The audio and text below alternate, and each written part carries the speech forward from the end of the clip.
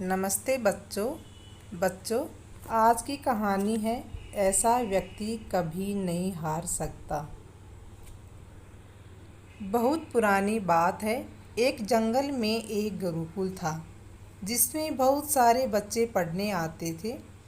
एक बार की बात है, गुरुजी सभी विद्यार्थियों को पढ़ा रहे थे, मगर एक विद्यार्थी ऐसा था जिसे बार बार समझाने पर भी समझ में नहीं आ रहा था।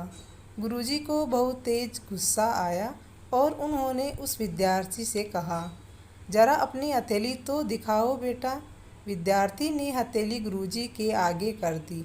हथेली देकर गुरुजी बोले, बेटा तुम घर चले जाओ। आश्रम में रहकर अपना समय व्यर्थ मत करो। तुम्हारे भाग्य में विद्या नहीं है। शिष्य ने पूछा, क्यों गुरुजी? गुरुजी ने कहा, तुम्हारे हाथ में विद्या की रेखा नहीं है। गुरुजी ने एक होशियार विद्यार्थी की हथेली उसे दिखाते हुए कहा, यह देखो विद्या की रेखा। यह तुम्हारे हाथ में नहीं है, इसलिए तुम समय बर्बाद मत करो और घर चले जाओ। वहाँ अपना कोई काम देखो।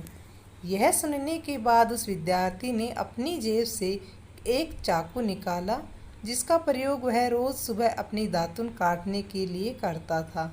उस चाकू से उसने अपने हाथ में एक गहरी लकीर बना दी। हाथ से खून बहने लगा। तब वह गुरुजी से बोला, मैंने अपने हाथ में विद्या की रेखा बना ली है। गुरुजी यह देखकर गुरुजी गर्वित हो गए और उन्होंने उस विद्यार्थी को गले से लगा लिया। गुरुजी बोले, बेटा तुम्हें विद्या सीखने से कोई भी ताकत नहीं रोक सकती। दृढ़ निश्चय और परिश्रम हाथ की रेखाओं को भी बदल देती है।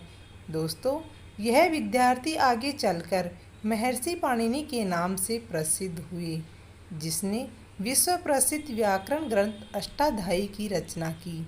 इतनी सदियां बीत जाने के बाद भी विश्व की किसी भी भाषा में ऐसा उत्कृष्ट पूर्ण व्याख्या का ग्रंथ अब तक नहीं हुआ। इस कहानी से हमें प्रेरणा मिलती है। दोस्तों, यह कहानी हमें शिक्षा देती है कि लोग चाहे जो भी बोलें, हम हर एक को गलत साबित करते हुए अपनी लगन और कठिन परिश्रम के दम पर जो चाहें वो सब कुछ प्राप्त कर सकते हैं। अतः हमें लगातार मेहनत करते रहना चाहिए। धन्यवाद। कहानी अच्छी लगी तो वीडियो को लाइक, शेयर और सब्सक्राइब करें।